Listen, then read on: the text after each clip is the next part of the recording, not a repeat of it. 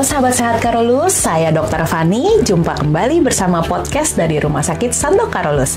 Sesuai dengan topik kita kali ini, yaitu kita akan membahas tentang menyusui dalam rangka menyambut Pekan Menyusui tahun 2025. Bersama saya sudah ada Dr. Elizabeth Yohmi, spesialis anak, yang juga sekaligus merupakan Ketua Pokdi Laktasi di Rumah Sakit Santo Karolus. Apa kabar Dr. Yohmi? Baik, Dr. Fani. Gimana nih dok? Seger banget ya wajahnya ya? Kita harus semangat dalam rangka menyambut Pekan Menyusui sedunia. Untuk topik Pekan Menyusui tahun ini, yaitu prioritas menyusui membangun sistem dukungan berkelanjutan. Nah, saya punya beberapa pertanyaan ya dok ya, yang mungkin ibu-ibu di rumah juga pasti mengalami kebingungan, atau para ayah ASI harus bagaimana nih dalam mendukung istrinya ya. Jadi dalam menyusui kira-kira apa saja sih dok yang perlu kita siapkan, terutama pada saat dari hamil bahkan sampai melahirkan, baik itu dari anak pertama atau mungkin anak yang lebih dari satu ya dok ya. Mungkin bisa dijelaskan dok? Ya, terima kasih Dr. Fani. Jadi memang ibu menyusui itu perlu didukung ya. Nah, yang paling terkecil adalah keluarga inti, terutama suami ya. Jadi menyusui memang yang bisa menyusui adalah ibunya. Tetapi untuk berkelanjutan tadi itu memerlukan dukungan. Yang paling kecil adalah suami, baru lingkungan berikutnya adalah orang tua ya. Jadi eyang, kakek, tante, om dan sebagainya ya, itu juga harus mendukung ya, karena ibu yang menyusui itu pertama dia lelah gitu ya, yang kemudian juga stresnya juga besar karena pengaruh hormon juga kali ya, jadi lebih sensitif ya. Jadi makanya biasanya kita tuh harus mengucapkan ya kata-kata juga yang afirmatif, yang positif ya, supaya ibu itu juga menjadi lebih tenang. Dan juga ibu itu harus melakukan juga konseling laktasi sebenarnya ya. Jadi pada waktu antenatal itu adalah waktu yang paling tepat, di mana kondisi fisiknya juga masih fit gitu ya, belum punya bayinya, belum lahir, sehingga dia pasti menginginkan sesuatu yang baik buat anaknya. Jadi pada waktu antenatal bawalah keluarga gitu ya, konseling bersama-sama dengan konselor laktasi ya, di rumah sakit yang memang fasilitasnya juga mumpuni ya, yang lengkap ya. Jadi ada fasilitas untuk konseling menyusui, dan kemudian juga rencanakan di rumah sakit yang memang mendukung pada saat bayinya lahir, benar-benar timnya tuh udah siap. Seperti rumah sakit kita ya dok ya? Iya betul. Iya.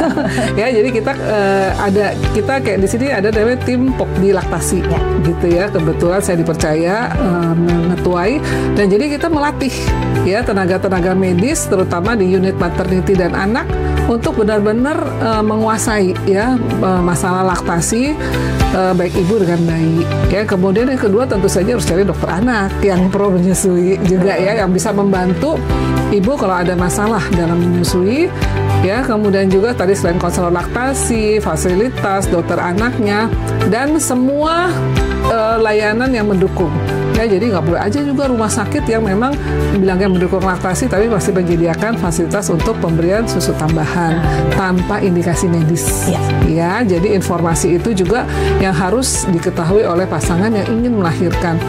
Bahkan tidak terkecuali untuk ibu yang sebenarnya sudah punya anak kedua, ketiga ya, itu tetap harus di-refresh ya. Pernah juga kan kita dapat ya anak kedua, ketiga, kita pikir sudah biasa ya menyusui, ternyata masih mengalami kesulitan ya. Jadi semua ibu yang menyusui tetap harus kita anggap aja sebagai ibu baru ya, harus kita tata laksana sesuai dengan yang ada di rumah sakit. Baik. Tadi kan dokter mengatakan perlu sekali dukungan keluarga ya dok ya. Pasti kan kalau keluarga pasti lebih mayoritas di rumah berarti ya dok ya. Bentuknya seperti apa ya dok, selain dari dukungan kalimat yang mendukung, yang menyejukkan hati si ibu, apakah perlu nih dok dilakukan shift-shiftan dok? Misalkan ibunya pagi, papanya malam, atau seperti apa ya dok yang idealnya dok? Idealnya sih ya biasanya kan kalau melahirkan dapat cuti ya, terutama ayah. Ya saya senang juga tuh ada suatu perusahaan ada yang memberikan cuti kepada ayah cukup lama ya untuk membantu ibu, yang berarti perusahaan itu mengerti banget aset ya. Jadi bahwa kalau ayahnya membantu mendukung ibunya menyusui, itu nanti kemungkinan anaknya besar akan tumbuh dengan baik ya, karena ASI-nya ibunya akan banyak ya, sehingga tidak gampang sakit-sakitan, dan itu merupakan aset juga ya. Jadi ayah juga misalnya selain dengan kata-kata positif atau keluarga juga, terutama nutrisi ya. Nutrisi kepada ibu hamil bukan berarti dia harus makan banyak ya, berlebihan, tetapi kita sekarang memang dia memerlukan kalori tambahan, tetapi harus dengan gizi yang seimbang. Ya, ibu tidak berdehidrasi. Kemudian juga ayah bisa membantu, misalnya kalau ibunya ini dengan pijat oksitosin, pegel karena menyusui itu pegel, apalagi kalau memang pas memang dia posisinya atau kurang tepat ya, kurang nyaman, bisa ini yang sakit, kemudian punggungnya sakit, ya ibu bapak bisa melakukan juga namanya pijat oksitosin yang di belakang, itu juga sangat-sangat membantu sekali ya dalam mendukung ibu menyusui dengan baik. Jadi kalau misalkan malam papanya juga harus bangun ya. Iya betul, oh iya itu ya betul ya. Jadi kadang-kadang ayah tuh gimana ya, dia bilang aku kan besok kerja, nanti saya mengantuk gitu ya. Justru kalau baru melahirkan suaminya mengantuk di kantor, orang paham. Justru kalau suaminya itu datang ke kantor seger buger gitu kan, wah itu tanda tanya. Bisa gitu, kamar ya dok, bisa kamar sama bayi maksudnya. Iya ya, maksudnya dok, seperti itu ya. Jadi itu adalah suatu hal yang lazim sebenarnya ya. Justru disitulah ayah harus berperan sebagai ayah siaga ya. Jadi jangan kesepakatan mempunyai anak adalah kesepakatan bersama. Jadi mengasuh anak juga harus adalah kerjasama juga. Jadi mungkin bagi para pihak perusahaan juga ya dok ya, itu harus memberikan dukungan kepada pasangan yang baru saja memiliki bayi. Oke, kita lanjut ya dok. Nah, sekarang gini dok, kenapa sih dok kita harus menyusui? Kok kayaknya digalakan sekali sampai khusus ada pekan menyusui setiap tahun dengan topik yang berbeda-beda.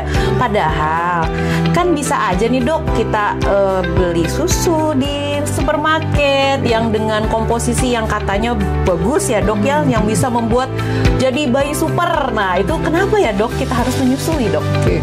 Tahu nggak Dokter Fani, kenapa sih tiap brand susu formula itu selalu mencari ya apa sih brand utama?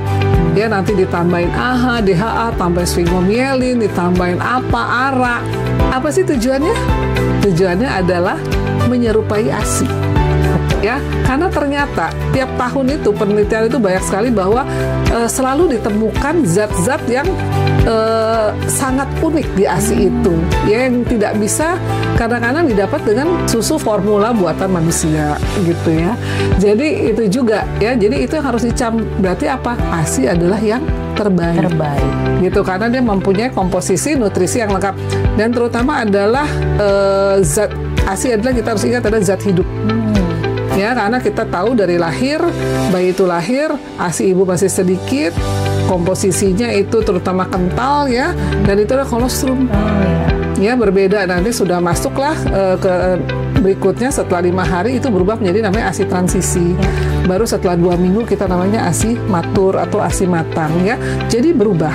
Bahkan dikatakan kalau ibunya lagi sakit ya, atau bayinya lagi sakit ya, justru bagus menyusui. Kadang-kadang itu ya di masyarakat, kalau ibu sakit langsung berhenti menyusui, takut katanya nanti ketularan. Justru kalau ibu menderita sakit tertentu, antibodi dari penyakit tersebut itu malah dialirkan melalui ASI, justru menjadi zat protektif terhadap bayinya. Dan ada juga penelitian mengatakan kalau bayinya sakit, justru katanya komposisi ASI ibunya itu malah mengandung zat anti-infeksi lebih banyak. Ya, yang untuk melindungi si buah hatinya gitu ya. Jadi itulah kenapa kita harus menyusui, bukan sekedar memberikan ASI, apalagi memberikan susu formula yang buatan manusia yang tentu saja pasti tidak selengkap dan sesempurna buatan Tuhan. Karena gitu ya. ASI itu ciptaan Tuhan ya, ciptaan Tuhan. Ya. Dan itu adalah dari spesies spesifik juga kan, ya normalnya sih anak manusia yang mendapatkan susu dari manusia juga. Yang paling tepat lagi tentu saya dari ibunya sendiri, seperti itu ya. Jadi lebih baik memang menyusui langsung menyusui ya dok? Langsung, betul. Dibandingkan dengan kita yang hanya pompa dan diberikan oleh orang lain ya dok? Ya, satu lagi tuh Dokter Fani ya, bonding. Nah itu ya, jadi kalau susu formula memakai media botol misalnya atau sendok atau apapun, itu harus diberikan ya, dan kita fokuskan memberikan itu supaya tidak tumpah dan sebagainya. Bahkan kalau botol aja bahkan bisa diganjel ya, jadi bayinya jedot sendiri ya, jadi dia lonely. Banyak sekali sekarang botol-botol yang ditopang oleh bantal ya dok ya? Iya itu ya, jadi saya kadang-kadang miris juga ya melihat gitu. Justru kan kalau kita punya bayi dengan menyusui, pasti itu harus diangkat dan didekat Ya, jadi ada kontak kulit antara ibu dengan bayi. Ya, itulah yang paling baik ya untuk menstimulasi bayi. Ya, semua panca indera bisa dirangsang loh dengan menyusui itu loh ya, Dokter Fani, yang mungkin tidak sampai dipikirkan oleh sang ibu ya. Dengan kita menatap mata anaknya ya, bahkan dikatakan bahwa kenapa sih harus di dada gitu ya. Kata itu adalah jarak yang paling baik ya untuk tatap mata antara ibu dengan bayi. Ya, kemudian kita nggak mungkin juga menggendong kita lepas, pasti kita bekap. Yaitu dan bayi mendapatkan kehangatan ibu dan kemudian kita elus. Ya, jadi panca indera kulit juga terangsang. Apalagi kalau ibu sambil mendoakan atau bernyanyi, ya panca indera telinga anak juga akan terangsang ya. Jadi itu adalah stimulasi yang lengkap. Ya, kalau dikatakan ada asih, asah dan asuh. Oh ya gitu. Oke, jadi saya dengarnya merinding banget nih, Dok. Gitu ya. Jadi dengan sentuhan, dibelai-belai, pasti nanti secara psikologis anak ini juga pada saat dewasa dia lebih menjadi percaya diri ya, Dok, merasa dicintai seperti itu. Betul. Dan si ibu ini pasti hormon oksitosinnya juga akan lebih meningkat ya, Dok ya. Ya, dengan hormon cinta kan jadi dia akan semakin mencintai bayinya, begitu ya, dia akan juga mencintai dirinya seperti itu ya. Dan jadi perkembangan jadi bukan cuma buat bayi tapi buat ibu juga. Ya, jadi sekarang kita udah lebih ke mental health ya. Ibunya jadi kalau oksitosinnya bagus, love hormonnya bagus, otomatis ya hormon stresnya akan turun, kortisolnya akan turun. Ya, jadi mencegahlah ibu terjadi baby blues, akhirnya jadi nanti depresi dan sebagainya ya. Oh, jadi menyusui itu malah mencegah terjadinya baby blues ya, Dok. Ya, betul. Ya, tapi kalau misalnya ibu ada masalah, kendala, segera konsultasikan ya, jangan dikekep sendiri. Jangan didiamkan atau misalnya membutuhkan dukungan. Ya, kok selama ini saya merasa tidak didukung gitu ya, ajak konsultasi, mungkin membutuhkan pihak ketiga, tapi dibawa misalnya ayahnya atau keluarga besarnya ya, supaya bisa mengerti permasalahan yang ada ya. Jadi tidak ada judging ya, judging word kepada sang ibu. Jadi malah harus didukung ya, Dok, ya, difasilitasi ya. Oleh tenaga profesional juga tentunya ya, Dok ya, baik oleh psikolog atau psikiater mungkin ya, Dok ya. Oke, Dok. Nah, dari yang tadi sudah Dokter Yohmi jabarkan nih, Dok ya, itu kan bagi keluarga, bagi ibunya sendiri dan juga bayinya. Bagaimana dengan dampak ke lingkungan, Dok? Oke, bagus banget nih pertanyaannya ya. Jadi ya ini juga yang kadang-kadang tidak terpikirkan. Ternyata kita bisa sekali berkontribusi untuk menyelamatkan lingkungan kita dari sampah. Ya, kalau kita beli kemasan kaleng atau kemasan karton, berapa banyak coba? Apalagi kalau anaknya udah besar, ya. Berapa banyak dus-dus yang harus dibuang, kaleng-kaleng seperti itu kan menjadi sampah terutama ya. Kemudian lagi belum kalau harus botol-botol plastik dan sebagainya ya, itu juga kan ya akan lama-lama harus dibuang ya, ada waktunya juga.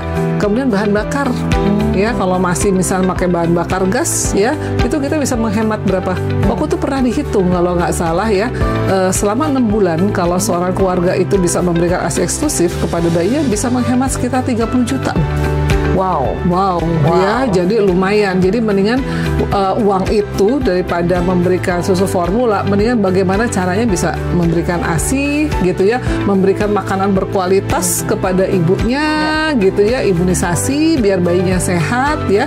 Jadi itu bisa dialihkan untuk hal-hal yang lebih positif ya. Gitu. Tapi memang dukungan itu harus dari awal, dari antenatal.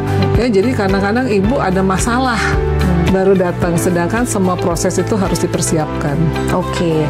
Nah, misalkan nih, Dok ya, dari tadi kan peran keluarga ini sangat penting.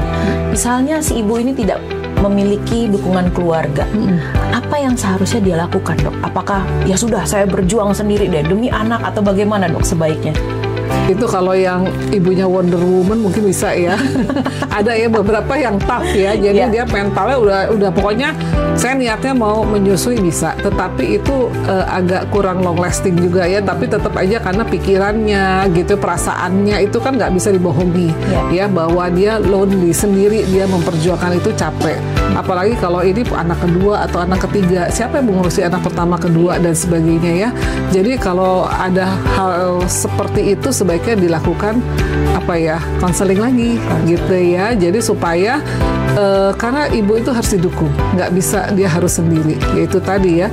Jadi kesepakatan punya anak, memberikan nutrisi adalah harus kesepakatan bersama. Dia harus didukung seperti itu. Baik, itu kalau misalkan dari teman gitu boleh dok dukungannya dok? Boleh. Teman kerja terutama ya. Apalagi kalau yang kantor mau waktunya meres gitu ya. Kalau memerah ASI, kalau temennya nggak mendukung juga itu kasihan juga gitu ya. Udah 15 menit kok lama banget gitu ya. Itu juga nggak boleh. Jadi memang mudah-mudahan sih sekarang kan sudah ada peraturannya ya. Ada tempat untuk laktasi di tempat-tempat kerja. Ya, jadi kadang-kadang pelaksanaannya aja kali ya yang masih kurang seperti itu ya. Yang mungkin perlu kita galakkan lagi seperti itu. Nah, sekarang kan ini kan zaman sosial media banget ya dok ya. Jadi banyak sekali ibu-ibu yang mencari informasi dari sosial media. Bagaimana menurut dokter tentang hal ini dok? Apakah boleh atau bagaimana dok? Iya, sebenarnya itu nggak bisa ditahan-tahan juga ya. Memang sosial media tuh luar biasa. Tetapi juga harus pinter-pinter juga itu tadi memilih sosial media yang akurat ya, yang terpercaya gitu ya. Bahkan sekarang kan banyak juga ya sosial media dibuat para selebriti ya untuk popularitas dan sebagainya. Itu sih sah-sah saja gitu ya. Tapi apakah misalnya udah sesuai belum sih kaidah-kaidahnya gitu, sesuai dengan indikasi medisnya dan sebagainya ya. Jadi dan kita tuh masyarakat juga latah juga ya kalau misalnya public figure yang melakukan dianggap selalu benar seperti itu ya, padahal belum tentu ya. Jadi kalau misalnya ada hal yang kayaknya kita menemukan gitu, baiknya dikonsultasikan lagi gitu ya ke konselor laktasi atau dokter anaknya atau dokter mana lah ya yang bisa mengerti, yang bisa memberikan justifikasi ini benar apa enggak gitu ya. Jadi memang nggak semua sih ya, jadi ya itu harus yang terpercaya juga ya. Salah satunya mungkin podcast kita ya dok ya, dan juga informasi-informasi yang sering sekali kita berikan di Instagram Rumah Sakit Skin Carolus. Nah, pesan terakhir nih dok untuk para ibu menyusui dan juga para ayah ASI nih dok dari dokter Yohmi, silahkan dok. Oke, ya tadi kita sekarang adalah mendukung ya ibu menyusui di semua pihak, mau dari pemerintah, pembuat kebijakan, rumah sakit, fasilitas kesehatan, teman ya, apalagi keluarga ya. Jadi ibu menyusui ya memang adalah orang yang paling rentan ya, yang perlu didukung ya sebagai ayah ya, karena ini adalah buah cinta ya. Jadi disitulah peran ayah sangat penting untuk mendukung ibu menyusui, karena ini merupakan keberlanjutan dan merupakan generasi penerus keluarga ya. Kalau bayinya sehat, tumbuh dengan baik ya, tumbuh dan berkembang sesuai dengan potensi genetiknya, kemudian juga jarang sakit ya, tentu saja ini merupakan aset yang tidak ternilai harganya. Dan terutama itu tadi, mental health anak itu akan lebih baik ya, dia lebih cinta kepada ibunya, kepada ayahnya ya. Dia bisa melihat bahwa ayahnya kok sama ini sangat helpful kepada ibunya, dan dia itu menyaksikan. Anak itu merekam sejak kecil ya, dan itu tentu saja hal itu akan juga ikut dia ikutlah tetap menyayangi ibu dan ayahnya seperti itu. Oke, terima kasih banyak Dokter Yohmi. Mudah-mudahan, dan saya yakin pasti podcast kali ini sangat sekali berguna bagi para ibu-ibu dan juga ayah ASI yang ada di seluruh Indonesia. Demikian podcast kita hari ini. Saya Dr. Fani undur diri. Sampai jumpa.